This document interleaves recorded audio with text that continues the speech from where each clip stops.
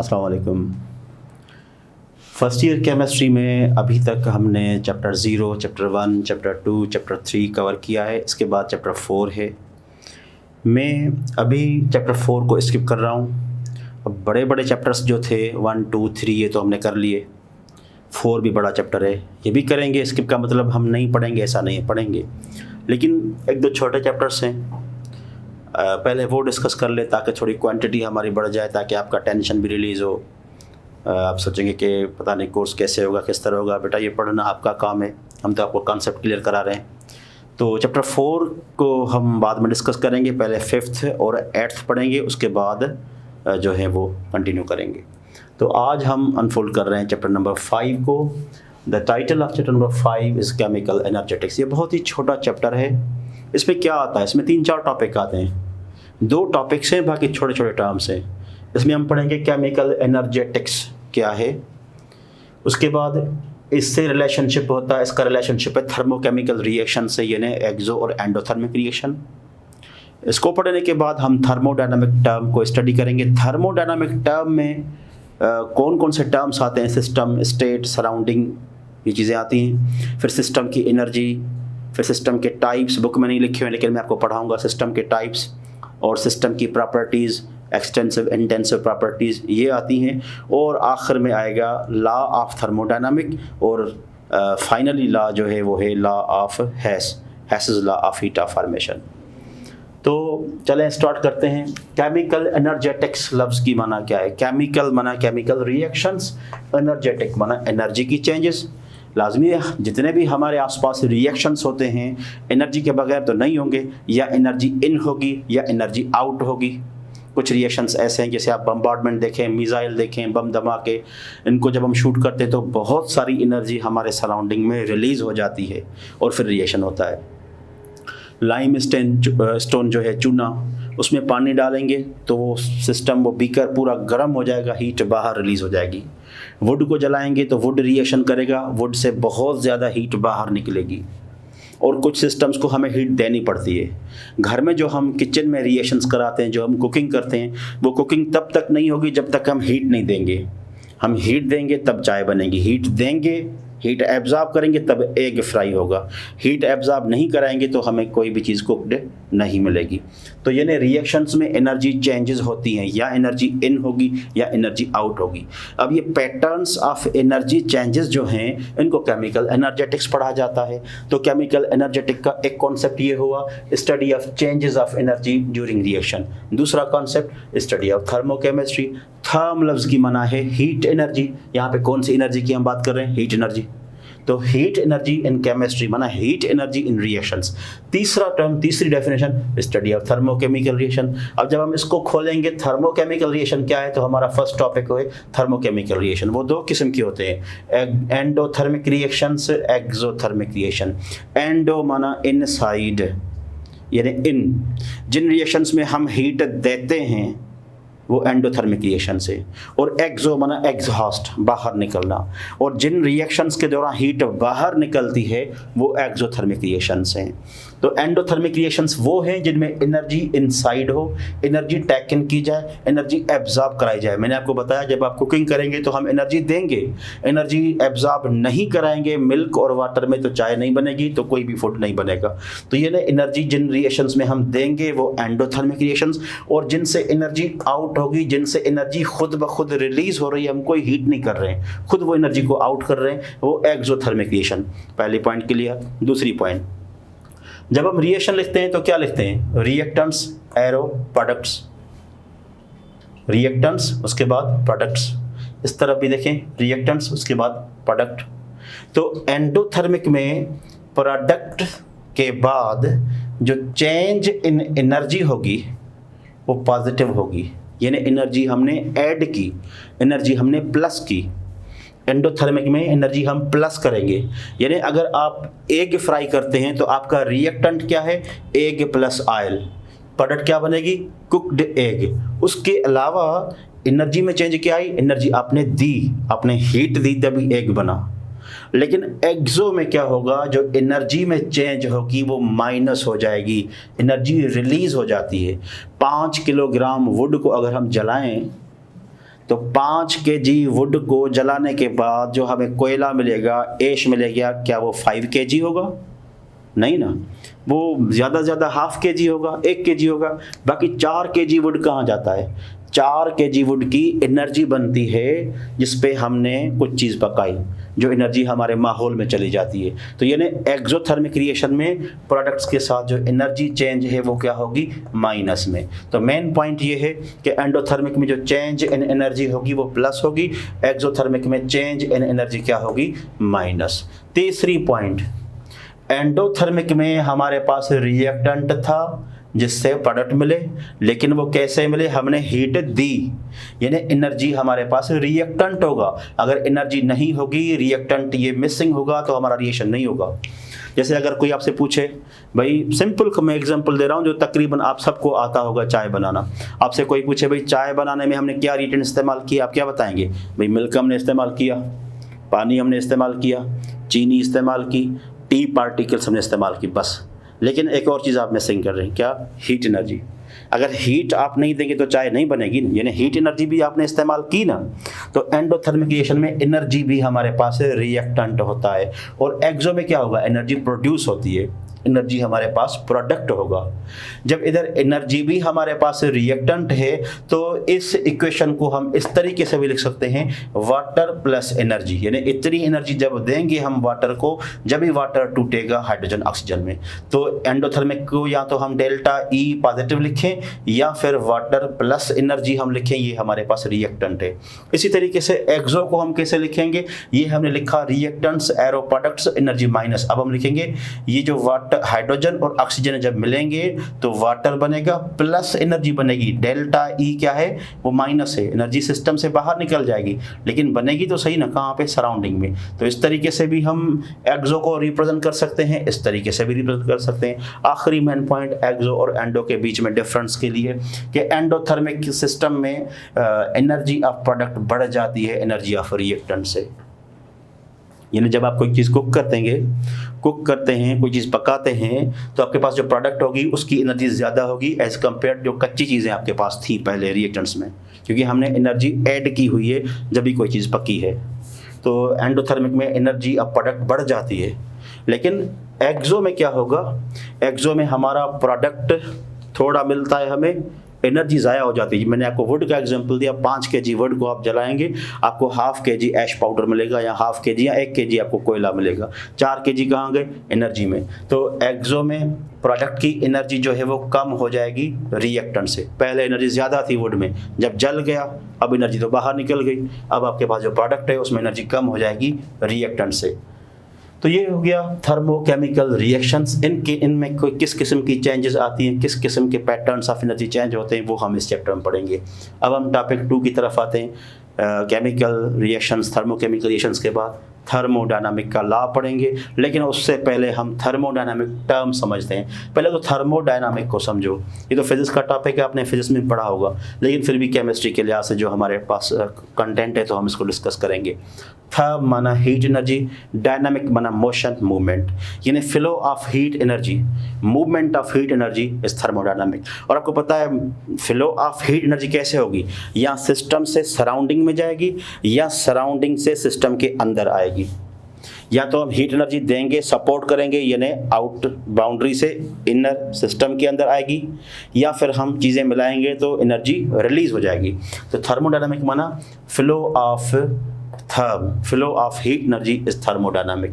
तो थर्मोडायनामिक का लॉ समझने के लिए पहले हमें कुछ चीज़ें सीखनी है, कुछ टर्म सीखने हैं। थर्मोडायनामिक के लॉ में एक लफ्ज़ यूज़ होता है सिस्टम। सिस्टम क्या है? सिस्टम माना कोई भी चीज़, कोई भी ऑब्जेक्ट, कोई भी थिंग जो आपके ऑब्जर्वेशन में है, जो आपके एक्सपेरिमेंट में है, जो आपकी स्टडी में है, जो आपके जहन में, जो आपके ख्याल में, वो सिस्टम है।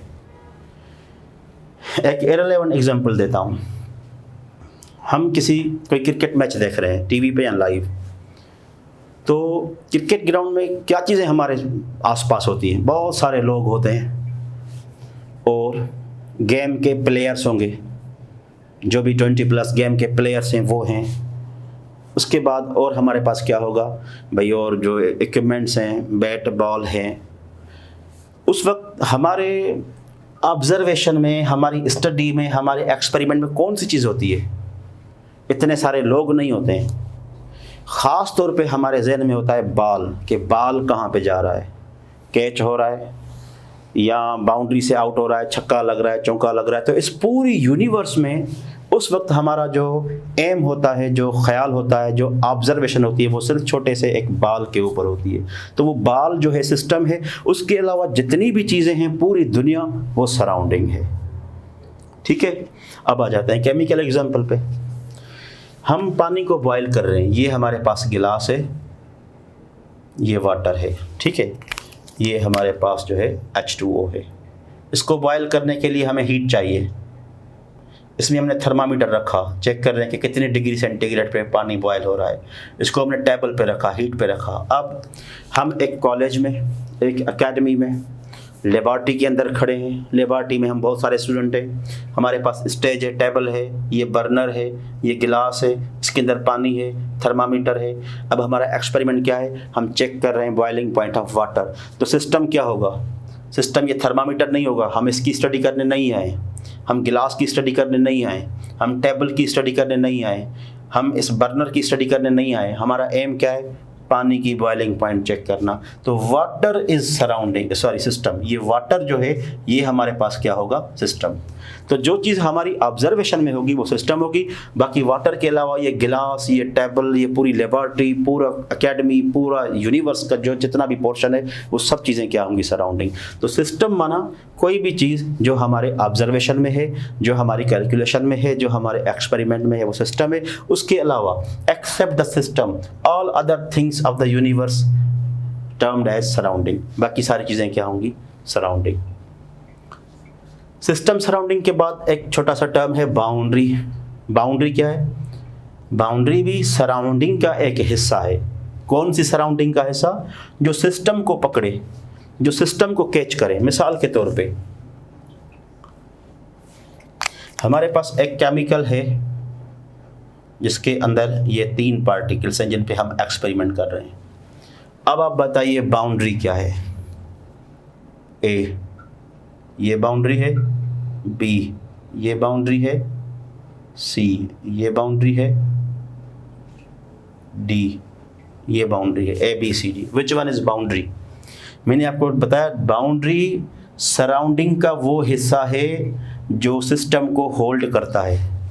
क्या ये बाउंड्री है? ये तो खाली स्पेस है। अगर ये हम हटा दें खाली स्पेस तो क्या सिस्टम गिर जाएगा? नहीं गिरेगा। ये बाउंड्री है, ये गिलास की बाउंड्री है। लेकिन अगर गिलास को मैं इधर से तोड़ दूं, कोई सिस्टम पे फ़र्क होगा? नहीं। यानी इस ऊपर वाले हिस्से ने तो सिस्टम को कैच नहीं किया ना। ये मेरे पास गिलास है, मैंने इसमें पानी यहाँ तक भरा है, ठीक है। जब मैं यहाँ तक पानी भरूँगा तो यहाँ तक, इस बॉटम से लेकर यहाँ तक दीवार काम की है। ऊपर वाली दीवार तो मेरे काम की नहीं है। अगर इधर से मैं काट दूँ तो क्या पानी फिल हो जाएगा? पानी है ही यहाँ तक। तो ये फजूल है, ये बाउंड्री नहीं है। सी ये तो सिस्टम है, लेकिन ये जो हिस्सा है यहाँ से लेकर यहाँ तक, ये हमारी बाउंड्री है, क्योंकि सिस्टम पूरा इस हिस्से पे डिपेंड करता है। अगर इधर से मैं गिलास को तोड़ दूं तो सिस्टम नीचे फिल हो जाएगा, गिर जाएगा।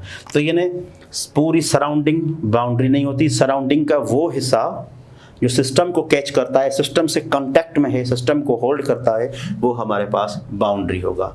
तो ये हो गए thermodynamic term, system, surrounding, boundary. अब आते हैं सिस्टम के टाइप्स पे। ये भी फिजिक्स का टॉपिक है और बुक में भी इतना डिस्कस नहीं है, लेकिन थोड़ा कॉन्सेप्ट क्लियर कर ले ताकि आपको लॉ इजीली समझ में आ जाए। सिस्टम के 3 टाइप्स होते हैं based on change in matter and change in energy. एक ऐसा सिस्टम जिसमें मैटर भी चेंज हो, एनर्जी भी चेंज हो, तो वो सिस्टम कौन सा होगा? Open system. अगर गिलास हम ओपन रखेंगे, ओपन गिलास हम वाटर का रखेंगे, तो रात के टाइम पे ठंड है तो वो ठंडा रहेगा, दिन के टाइम गर्मी है तो पानी गर्म हो जाएगा। यानी इस गिलास ओपन के अंदर एनर्जी में चेंज तो आ रही है ना, flow of energy is constant, और अमाउंट में बिल्कुल फ़र्क आएगा। अगर ड्यू ड्रॉप्स ज़्यादा हैं तो अमाउंट बढ़ भी सकता है, कंडेंसेशन की वजह से एवापोरेट होगा तो अमाउंट कम भी हो सकता है। तो एक ऐसा सिस्टम जिसमें मैटर में भी चेंज हो, एनर्जी में भी चेंज हो, उसको हम क्या पढ़ेंगे? Open system.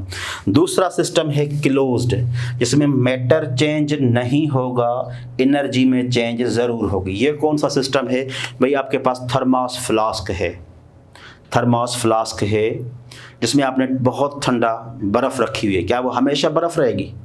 वो बंद है। आपने वेट कर दिया उस पानी का कि कितना है भाई इसमें 1 लीटर पानी जो बर्फ़ के शेप में। 10 दिन के बाद आएंगे वो 1 लीटर ही होगा, यानी अमाउंट में फ़र्क नहीं होगा, बंद है गिलास। लेकिन को वो हमेशा बर्फ़ तो नहीं रहेगी ना। कितनी भी 50 दीवारों के अंदर बर्फ़ छुपाएं, अगर हीट बाहर है तो फ्लो होगी, ठीक है ना। तो हीट एनर्जी थर्मोडायनामिक माना flow of heat is constant. तो ये क्लोज सिस्टम में एनर्जी में चेंज ज़रूर आएगी। कोई चीज़ कितनी भी गर्म रखें हमेशा गर्म नहीं होगी, ठंडी हो जाएगी। कितनी भी ठंडी रखें हमेशा ठंडी नहीं होगी, बाहर के माहौल के बराबर होगी। लेकिन मैटर में कोई चेंज नहीं आएगा, बीकर बंद है। ऐसे सिस्टम को हम पढ़ेंगे क्लोज सिस्टम। और एक ऐसा सिस्टम जिसमें कभी भी मैटर में चेंज नहीं आए, एनर्जी में भी चेंज नहीं आए, ये आइडिया है, ये आइसोलेटेड है। ऐसा नहीं हो सकता। किसी भी चीज़ को आप कितना भी बंद कर लें, छुपा लें, उनमें एनर्जी चेंजेस ज़रूर होंगी, मैटर में भले चेंज ना हो। तो यानी ऐसा हमारे पास सिस्टम नहीं है कि जिसमें मैटर में भी कभी चेंज ना आए और एनर्जी में भी कभी चेंज ना आए। एनर्जी में चेंज ज़रूर आएगा। इससे हट के 2 टाइप सिस्टम के और भी हैं, इमेजिनरी, रियल। मैंने क्लास में बोर्ड पे मैं आपको समझा रहा हूँ कि भाई ये बीकर है, ये गिलास है, ये पानी है, ये बर्फ़ है। रियलिटी में तो नहीं है ना। तो ये जितनी भी हम पेपर वर्क पे स्टडी करते हैं, इंटरनेट पे हम स्टडी करते हैं, गूगल पे स्टडी करते हैं, ऑनलाइन स्टडी कर रहे हैं, ये सारे आपके इमेजिनरी सिस्टम हैं, ये सारे हमारे इमेजिनरी कॉन्सेप्ट है। लेकिन रियलिटी में जब वो चीज़ हम किचन में जाके बनाएं, किसी इंडस्ट्री में जाके बनाएं, किसी लेबॉर्ट्री में जाके बनाएं, वो हमारा रियल सिस्टम होगा। तो जितना भी paper, board, class, copy work है, इंटरनेट वर्क है, जितने भी हम चीज़ें एग्जाम्पल लेते हैं, पढ़ लेते हैं, वो सारे के सारे इमेजिनरी सिस्टम है। लेकिन जो रियलिटी में हम तजर्बा करें, ऑब्जर्वेशन करें, वो हमारा रियल सिस्टम होगा। तो थर्मोडायनामिक टर्म्स में सिस्टम के टाइप्स हम पढ़ लिए। आगे बढ़ते हैं। अब हम आएंगे सिस्टम की प्रॉपर्टीज। प्रॉपर्टीज ऑफ सिस्टम 2 किस्म की होती हैं, मैक्रोस्कोपिक प्रॉपर्टीज और मैक्रो मना बड़ी प्रॉपर्टीज़, बड़ी वैल्यूज़ वाली प्रॉपर्टीज़ जिनको हम इजीली मेजर कर सकें, इजीली नाप सकें। और माइक्रोस्कोपिक प्रॉपर्टीज़ वो हैं जिनको हम इजीली मेजर नहीं कर पाएंगे। एक एटम के अंदर इलेक्ट्रॉन की एनर्जी अगर हम रियलिटी में देखना चाहें तो ये माइक्रो प्रॉपर्टी, ये हमारे बस में नहीं है। लेकिन किसी चीज़ का वेट हम करना चाहें, किसी चीज़ का मास हम कैलकुलेट करना चाहें, कोई प्रॉब्लम पेपर पे करना चाहें, ये मैक्रो प्रॉपर्टीज़ हैं, ये हम सॉल्व कर सकते हैं। तो इन माइक्रो में 2 टाइप और भी हैं, macro, extensive and intensive. Intensive property वो हैं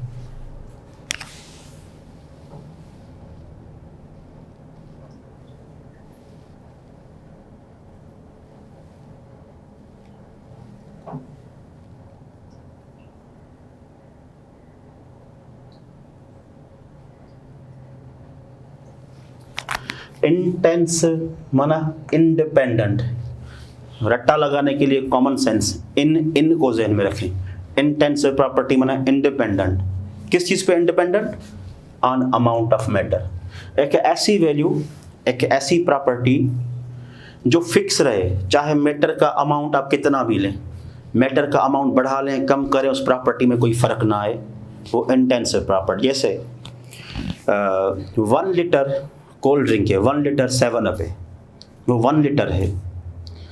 अगर उस 1 लीटर अमाउंट को हम कम कर दें, उसमें से थोड़ा अमाउंट 1000 ml में से हम 100 ml एक गिलास में डाल दें, अब वो कितनी बची? 900 ml और हमारे गिलास में कितने? 100 ml। हमारे गिलास में कोल्ड ड्रिंक का अमाउंट कम है, बोतल में कोल्ड ड्रिंक का अमाउंट ज़्यादा है। क्या दोनों के टेस्ट डिफरेंट होंगे? सेम होंगे ना टेस्ट। क्या दोनों के कलर डिफरेंट होंगे? सेम कलर होंगे ना। तो मैटर का कितना भी अमाउंट बढ़ा लें या कम कर लें, किसी चीज़ में अमाउंट बढ़ाने कम करने से टेस्ट ख़राब नहीं होगा, टेस्ट चेंज नहीं होगा, कलर चेंज नहीं होगा, डेंसिटी चेंज नहीं होगी। ये सारी प्रॉपर्टीज़ की वैल्यू फिक्स रहेंगी। जो प्रॉपर्टीज़ इंडिपेंडेंट होंगी अमाउंट ऑफ मैटर पे, उनको हम पढ़ेंगे इंटेंसिव प्रॉपर्टी। तो वाटर की डेंसिटी फिक्स है, वाटर की डेंसिटी मैक्सिमम 4 डिग्री सेंटीग्रेड पे फिक्स है, ठीक है, मैक्सिमम डेंसिटी है। अब कितना वाटर लें आपकी मर्जी है, आप 1 लीटर वाटर लें, 10 लीटर वाटर लें, 20 लीटर वाटर लें। आपने पढ़ा कि वाटर की बॉइलिंग पॉइंट 100 डिग्री सेंटीग्रेड है हमारे माहौल में। अब ये तो नहीं कितना वाटर लें, जितना भी वाटर लें। ज़्यादा वाटर लेंगे तो देर से बॉयल होगा, कम वाटर लेंगे जल्दी बॉयल होगा, लेकिन रीडिंग तो फिक्स होगी ना। तो melting point, boiling point, density, concentration, ये सरफेस टेंशन, ये विस्कोसिटी, ये कलर, ये वो प्रॉपर्टीज़ हैं जो मैटर के अमाउंट बढ़ाने से या कम करने से चेंज नहीं होंगी। लेकिन जो प्रॉपर्टीज़ मैटर का अमाउंट बढ़ाने से चेंज हो जाएं वो क्या है, वो डिपेंडेंट हैं अमाउंट ऑफ मैटर पे, उनको एक्सटेंसिव पढ़ेंगे। ऐसी कौन सी है? मास। चीनी का थोड़ा अमाउंट आप लें, मास थोड़ा होगा। ज़्यादा अमाउंट लेंगे, मास बढ़ जाएगा।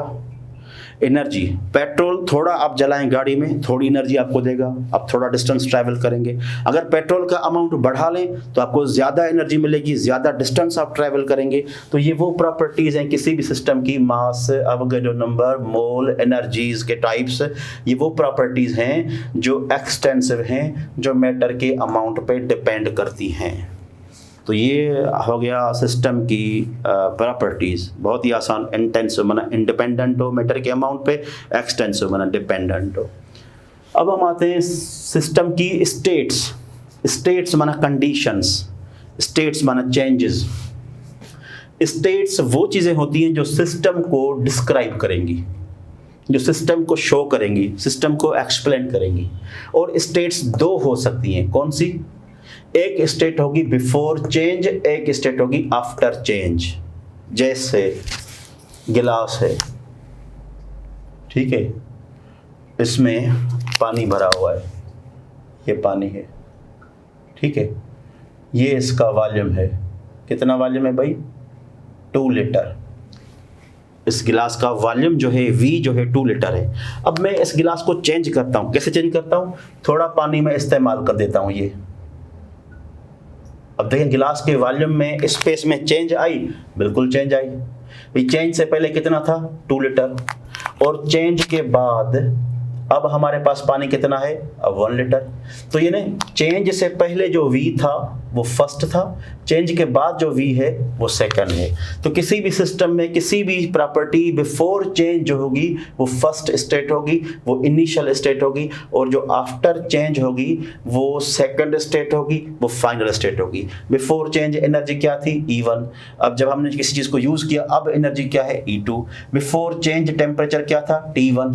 अब टेम्परेचर क्या है? T2। बिफोर चेंज वॉल्यूम क्या था? V1। और आफ्टर चेंज वॉल्यूम V2। तो जब भी हम सिस्टम्स को कुछ प्रॉपर्टीज को चेंज करेंगे तो जो बिफोर चेंज वाला डिस्क्रिप्शन होगा वो फर्स्ट स्टेट होगी, और आफ्टर चेंज वाला जो डिस्क्रिप्शन होगा रिएक्शन के बाद, चेंज के बाद, वो हमारे पास फाइनल या सेकंड स्टेट होगी।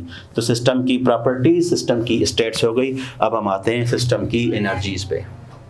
कौन सी एनर्जीज होती है सिस्टम की? एक एनर्जी है इंटरनल एनर्जी। किसी भी सिस्टम को रन करने के लिए, किसी भी एक्सपेरिमेंट करने के लिए, किसी भी सिस्टम को यूज़ करने के लिए जितनी भी एनर्जीज हमने यूज़ की उसमें जो भी sum of all kind of energy होगा उसको हम क्या पढ़ेंगे? इंटरनल एनर्जी, जिसकी निशानी है capital E। Capital E is the internal energy of system. ये कौन सी एनर्जी है? ये sum of all the potential energy, kinetic energy भी सिस्टम के अंदर इंटरनल एनर्जी आ जाती है। तो ये sum of all the kind of energies is called as internal energy. दूसरी एनर्जी है एंट्रोपी, जिसकी निशानी है S। ये क्या है? It is the measurement. किस किस्म की measurement? Measurement of disorderness of system. किसी सिस्टम को हमने एक्सपेरिमेंट किया, किसी चीज़ को हम यूज़ किया, हमने हीट किया या कैसे भी हमने काम किया, अब उसमें कितने परसेंटेज, कितनी डिग्रीज में, कितनी रेशोज में सिस्टम डिसऑर्डर हुआ, सिस्टम डिस्टर्ब हुआ ताकि नई चीज़ बन जाए, वो जो measurement of disorderness of system होगा उसको हम पढ़ेंगे एंट्रोपी। और ये याद रखें मैटर के तीनों स्टेट्स में एंट्रोपी ऑफ एस माना एंट्रोपी की निशानी S। Entropy of gases is greater than liquid. Liquid gases में जो डिसऑर्डरनेस होगी मेजरमेंट की वो ज़्यादा होगी लिक्विड से, और लिक्विड में ज़्यादा होगी सॉलिड से। और आखिर में है गिब्स फ्री एनर्जी। गिब एक साइंटिस्ट था जिन्होंने ये कॉन्सेप्ट दिया कि फ्री एनर्जी यानी हर सिस्टम के अंदर कुछ ना कुछ फ्री एनर्जी होती है, चाहे वो वर्क करने के लिए एबल हो या ना हो, तो उस फ्री एनर्जी को हम गिब्स फ्री एनर्जी पढ़ते हैं। तो बेटा ये आपने थर्मोडायनामिक टर्म्स में पढ़े, सिस्टम, सराउंडिंग, स्टेट, बाउंड्री।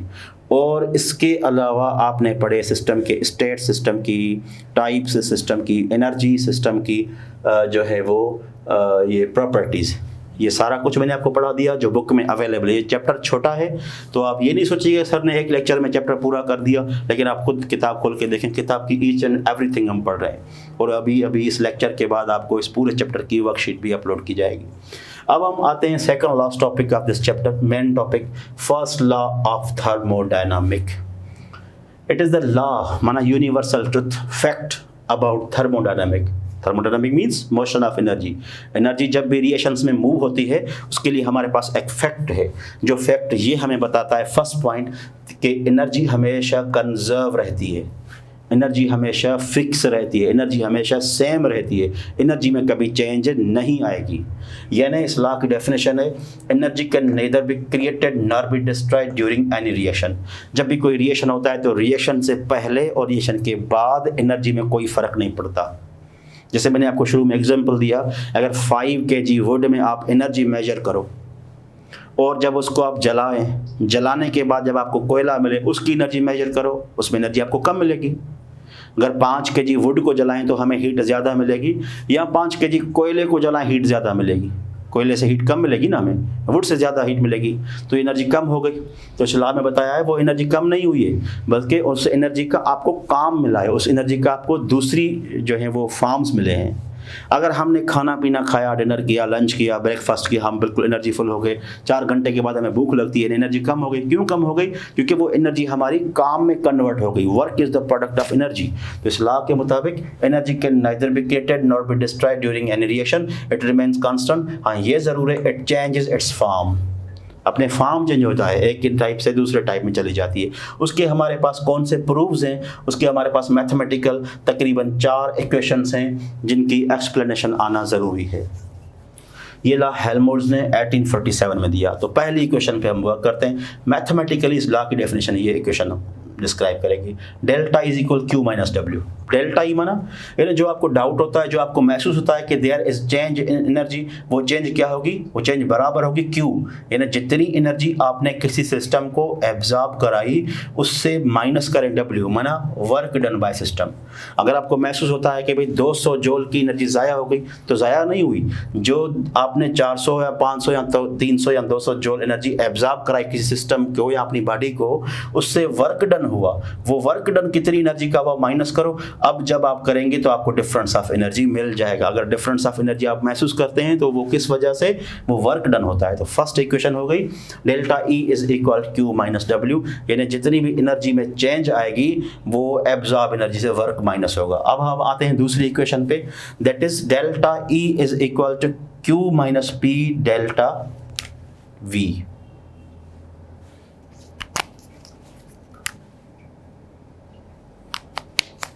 ये भी फर्स्ट लॉ ऑफ थर्मोडायनामिक की इक्वेशन है, आपने ज़हन में रखना है। ये भी फर्स्ट लॉ ऑफ थर्मोडायनामिक को एक्सप्लेन कर रही है। इसकी माना क्या है? डेल्टा ई माना चेंज इन एनर्जी। क्यू आपने ऊपर फर्स्ट इक्वेशन पढ़ा, एनर्जी जो एब्जॉर्ब कराई, और ये क्या होना चाहिए था? डब्ल्यू। अब डब्ल्यू की जगह पे आपको क्या मिला? प्रेशर एंड डेल्टा माना चेंज किस चीज़ में? वॉल्यूम में। यानी ये इक्वेशन में जो पी डेल्टा वी है, ये पी डेल्टा वी हमारे पास क्या है? ये पी डेल्टा वी हमारे पास वर्क की वैल्यू है। क्या है ये? पी डेल्टा वी वर्क की वैल्यू है।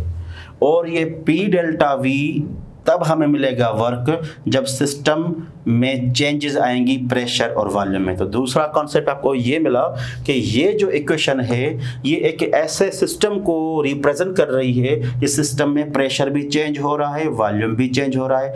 अच्छा, यानी इस इक्वेशन में प्रेशर और वॉल्यूम दोनों में वर्क हो रहा है, तो ये प्रेशर वॉल्यूम वर्क इक्वेशन है। तो ये जो इक्वेशन है ये डिस्क्राइब करेगी एक ऐसे काम को, कौन सा काम? जो किसने किया? पिस्टन ने, यानी प्रेशर ने। यानी जो मोटरसाइकिल की इंजन है, जो गाड़ी की इंजन है, उसको जब आप चलाते हैं, जब क्लच दबा के आप गियर दबाते हैं, तो यानी फिर क्या होता है? इंजन के अंदर पिस्टन मूव करता है, प्रेशर की वजह से वॉल्यूम में चेंज आ जाती है। जब वॉल्यूम में चेंज आएगी तो गाड़ी आगे चलेगी, कुछ ना कुछ वर्क मिलेगा। तो यानी जो ऑटो इंजन है जिसमें प्रेशर का काम हो रहा है, उसकी थर्मोडायनामिक के टर्म्स में ये इक्वेशन है, जिसको हम ऐसा भी लिख सकते हैं कि भाई जितनी भी हीट एब्जॉर्ब हुई वो difference of energy plus work की जो है वो के बराबर होगी। तो आपने ज़हन में रखना है कि ये जो इक्वेशन है ये ऑटो इंजन के वर्क को शो कर रही है और इसमें प्रेशर और वॉल्यूम दोनों का वर्क हो रहा है। इसमें W की वैल्यू हमारे पास P डेल्टा V मिलेगी। अब तीसरे एग्जांपल हम लेते हैं फर्स्ट लॉ ऑफ थर्मोडायनामिक का, delta E is equal delta V is equal 0, यानी जो चेंज इन वॉल्यूम के बराबर होगी तो वर्क क्या मिलेगा, 0। भाई जितनी एनर्जी में चेंज आई उतना ही वॉल्यूम में चेंज है, तो वर्क क्या मिलेगा, 0। यानी ये एक ऐसे सिस्टम को इक्वेशन जाहिर कर रही है जिसमें वॉल्यूम हमारे पास क्या है, कांस्टेंट है। तो जब भी QV होगा, कांस्टेंट वॉल्यूम होगा, तो वॉल्यूम अगर कांस्टेंट है, वॉल्यूम में चेंज नहीं आई, बना वर्क में चेंज 0, बना एनर्जी में चेंज 0। तो इस इक्वेशन में कांस्टेंट वॉल्यूम लिया हुआ है, डेल्टा E इज इक्वल 0, या हम लिखेंगे QV कांस्टेंट वॉल्यूम पे डेल्टा E डेल्टा V के बराबर है, जो के बराबर हैं 0 के। तो इधर कोई भी वर्क नहीं हुआ, at constant volume work is 0। और आखिरी equation delta E is equal to QP minus P delta V। Delta E मना चेंज इन एनर्जी, Q मना अब हमने कौन सी एनर्जी चेंज कराई, सिस्टम में हीट एब्जॉर्ब कराई, लेकिन प्रेशर क्या था, कांस्टेंट था, और वर्क की वैल्यू क्या है, P डेल्टा V। ये कौन सी इक्वेशन है, ये किस सिस्टम को रिप्रेजेंट कर रही है, ये एक ऐसे सिस्टम को रिप्रेजेंट कर रही है जिसमें प्रेशर हमने कांस्टेंट रखा हुआ है। और आपको पता है लेबोरेटरी में जब भी हम एक्सपेरिमेंट करते हैं, कॉलेज में, स्कूल में, तो आपने देखा होगा लेबोरेटरी में हमारे पास जो रूम का प्रेशर होगा कांस्टेंट वही होता है, हम अपना प्रेशर प्रेशर नहीं बढ़ाते हैं। तो यानी लेबोरेटरी में जब भी हम एक्सपेरिमेंट करेंगे उधर प्रेशर हमेशा कांस्टेंट होगा। तो उस कांस्टेंट प्रेशर पे हमारे पास जो वैल्यू मिलेगी एनर्जी की, वो क्या मिलेगी, delta E plus P delta V। उधर भी प्रेशर वॉल्यूम वर्क होगा, प्रेशर कांस्टेंट पे जो डेल्टा E होगी वो प्रेशर और चेंज इन वॉल्यूम के बराबर होगी।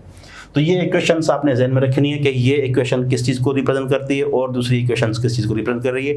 ये सारी इक्वेशंस बार बार शो कर रही हैं कि change in energy is constant, energy is conserve, energy ना तो बढ़ेगी ना कम होगी, हमेशा सेम रहेगी, वो अपने फॉर्म्स चेंज करेगी। तो ये हो गया फर्स्ट लॉ ऑफ थर्मोडायनामिक। इस चैप्टर का आखिरी लॉ है, उसके बाद हम कुछ प्रॉब्लम्स पे भी वर्क करेंगे।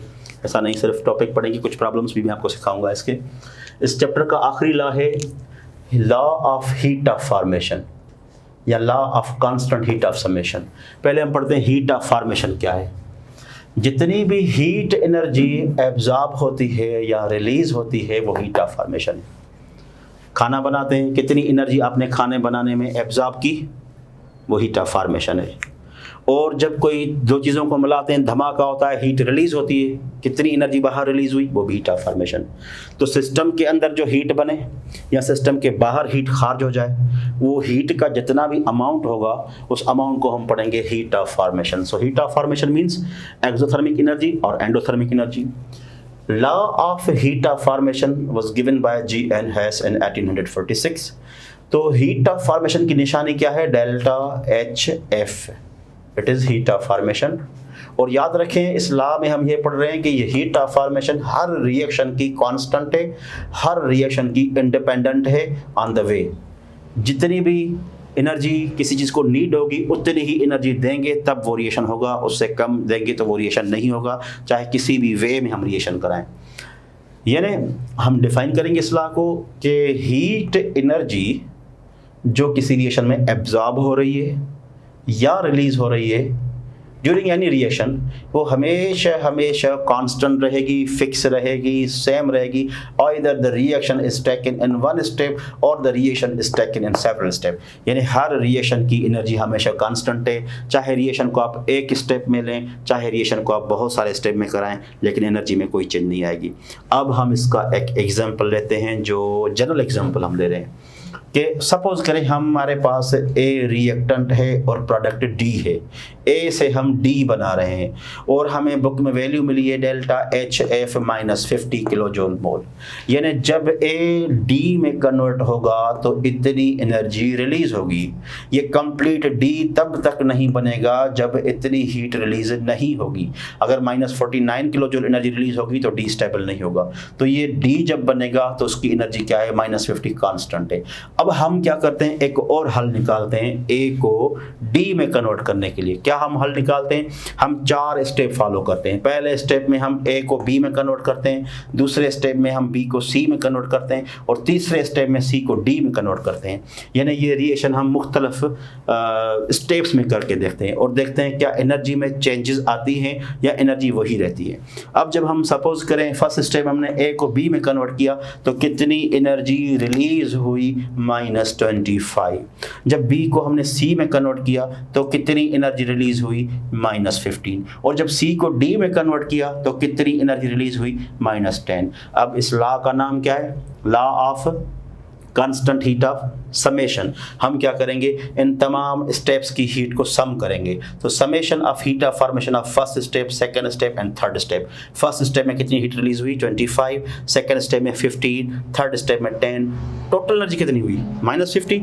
यानी आप देखें हमने रिएक्शन को 3 स्टेप में कराया, फिर भी एनर्जी में तो कोई फर्क नहीं आया। तो यानी रिएक्शन को हम 1 स्टेप में कराएं या रिएक्शन को हम 3 स्टेप में कराएं, heat of formation is constant. So इसीलिए इस लॉ का नाम रखा हुआ है, it is the law of constant heat of summation. यानी अगर मुख्तलिफ स्टेप में हम रिएक्शन कराते हैं, जब उनको सम करेंगे तब भी हमें रिजल्ट वही मिलेगी। तो ये जनरल एग्जांपल है जो डेफिनेशन को रिप्रेजेंट कर रहा है। अब हम आते हैं बुक वाले एग्जांपल में जो हमारे पास टेक्स्ट बुक में लिखा हुआ है। टेक्स्ट बुक में ये लिखा हुआ है कि 2 मोल्स जब हम कास्टिक सोडा के लेंगे, उनमें कार्बन डाइऑक्साइड गैस पास करेंगे तो ये हमें सोडियम कार्बोनेट मिलेगा। लेकिन एक्सोथर्मिक रिएक्शन है, सोडियम कार्बोनेट का 1 मोल तब तक नहीं मिलेगा जब तक इससे -90 किलो जूल एनर्जी ज़ाया नहीं हो जाएगी। आपने याद रखनी है वैल्यू कि heat of formation of sodium carbonate 1 mole of sodium carbonate -90, heat of formation of 2 mole of sodium carbonate इसके डबल होगी, हाफ मोल की इससे हाफ होगी। तो ये हो गया एक तरीका। अब दूसरा तरीका क्या है, जो हमने 2 मोल लिए, 2 मोल नहीं ले रहे हैं, पहले हम 1 मोल लेते हैं सोडियम हाइड्रोक्साइड का कार्बन डाइऑक्साइड के साथ, उनको जब रिएक्शन कराते हैं तो फर्स्ट स्टेप में हमारे पास क्या चीज़ बनती है, सोडियम हाइड्रोजन कार्बोनेट, और एनर्जी कितनी ज़ाया हुई, -49। अब जो दूसरा मोल हमने इधर 2 मोल हमने इस्तेमाल किए ना, और दूसरा मोल हम इस प्रोडक्ट के साथ इस्तेमाल करें, जब इस्तेमाल करेंगे तो वापस सेम चीज़ हमें मिलेगी Na2CO3 NH2। लेकिन अब एनर्जी कितनी ज़ाया हुई, -41। तो आपको फर्स्ट स्टेप की एनर्जी कितनी मिली, 49 माइनस की, और सेकंड स्टेप की एनर्जी कितनी मिली, -41। जब सम करेंगे तो क्या होगा, सम वही होगा -90। यानी रिएक्शन को आप 1 स्टेप में कराएं या रिएक्शन को आप सेवरल स्टेप में कराएं, heat of formation is always be constant. तो ये है law of heat of formation जो अभी हमने डिस्कस किया, कि इसका बहुत ही मुख्तसर बहुत ही आसान कॉन्सेप्ट है कि जब भी हीट रिलीज या एब्जॉर्ब होगी वो हमेशा कांस्टेंट होती है, चाहे रिएक्शन हम एक स्टेप में कराएं चाहे रिएक्शन को हम बहुत सारे स्टेप में कराएं। जिसका एग्जाम्पल भी हो गया। इस लॉ में आखिर में एक टर्म आता है standard heat of formation. What is the standard heat of formation? Standard heat of formation माना वो हीट ऑफ फॉर्मेशन कौन सी, जब रिएक्शन को हम कराएं किस कंडीशन पे, standard condition of temperature pressure. माना जो रूम टेम्परेचर है तकरीबन 25 डिग्री सी लिया जाता है रूम टेम्परेचर थियोरेटिकली बुक्स की लैंग्वेज में, या जिसको हम कैलोरी में 298 कैलोरी पढ़ते हैं, और 1 एटमॉस्फेयर प्रेशर पे। जब भी इस कंडीशन पे कोई रिएक्शन कराएंगे तो जितनी भी हीट ऑफ फॉर्मेशन की वैल्यू होगी उसको हम क्या पढ़ेंगे, स्टैंडर्ड हीट ऑफ फॉर्मेशन। ये भी आसान डेफिनेशन है। अगर हम किताब की प्रोग्रेसिव टेस्ट देखें, आखिर में जो क्वेश्चंस हैं, न्यूमेरिकल्स हैं, तो उसके लिए कुछ हिंट्स है जो मैं आपको देना चाहता हूँ, वो आपने याद रखनी है। Some terms for calculation. भाई जब वर्क डन होगा बाय सिस्टम से, यानी सिस्टम खुद काम करेगा, तो वर्क डन की वैल्यू क्या हो जाएगी, माइनस।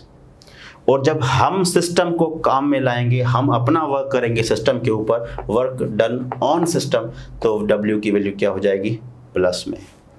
जब किसी सिस्टम में हीट एनर्जी रिलीज होगी सिस्टम में से, तो Q की वैल्यू क्या हो जाएगी, माइनस में।